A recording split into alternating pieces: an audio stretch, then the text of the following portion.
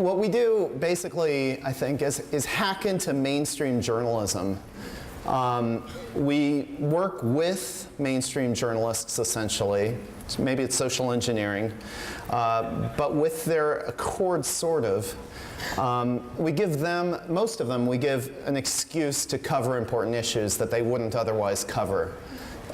Issues that are desperately important to get attention for, like the one that Emmanuel mentioned. But we work with them by giving them funny jokes to cover instead of the important issue, because they can't cover the important issue just because it's important. 20th anniversary of the Bhopal catastrophe, biggest industrial disaster, nobody ever compensated for it, site not cleaned up, not important. But fake appearance on the BBC by somebody purporting to be from the company that did that, that's important. It's weird, but that's the way it works. And I think besides hackers, one of the other things that has inspired me personally has been ACT UP, who, you know, in the 90s did amazing things like covering Jesse Helms's house with a giant condom. And stuff like that, that basically gave the media no choice but to cover it. It was just too good a story. Now, our own kind of voyage into discovering this started in 1999. And if we can have PowerPoint on the screen instead of me. That's 1999. A bunch of people headed to Seattle to protest the WTO, World Trade Organization, and what it represented, which was a system of free trade overall, and an idea that democracies should never interfere with the freedom of commerce to do whatever it wants. Because, you know, we all know if you just let the rich do whatever they want, it'll turn out great for everyone. So this entire organization, a pretty big organization, was created to promote and defend that idea. And a lot of people didn't like it, including these people that you see in the slide and about 30,000 others who headed to Seattle in November of 1999 to shut down the World Trade Organization.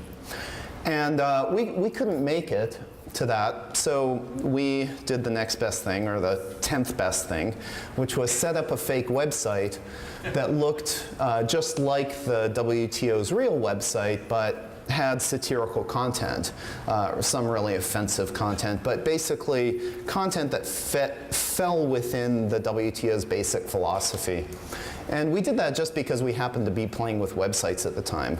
I was a tech geek, I was a programmer, and so I, enjoyed playing with technology and was making fake little websites. And somebody actually suggested that we try to make a fake for the WTO, and I thought, why not? Something. A great weird thing happened as a result of this website, though. The WTO itself posted a press release on its website saying that it was terrible. And this was at a time, 23 November, you can see the date there. It was just before these 30,000 people were going to shut down the WTO, and everybody knew it. And the WTO chose to devote a press release to our website instead of them. Nobody noticed their press release, of course. And so the head of their PR agency, being very well educated in public relations techniques, sent us an email and said, "You terrible people have made us write a press release about you. Don't you feel ashamed of yourselves?" And so we were very ashamed and confessed our sins to about 10,000 journalists on our email list, which made a lot of people laugh. A lot of the journalists found it very funny that the WTO was going after this little website by some people called the Yes Men.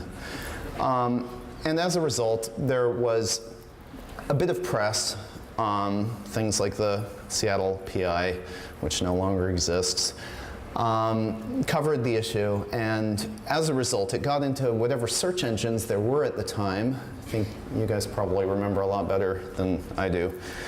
Things with funny names, like Lycos, and as a result, we started getting invitations to speak as the WTO because of the search engines. People would stumble onto our fake website, and think it was the real thing, and we started getting invitations, as well as a whole lot of other correspondence meant for the WTO. So we were answering really complicated trade questions at the same time.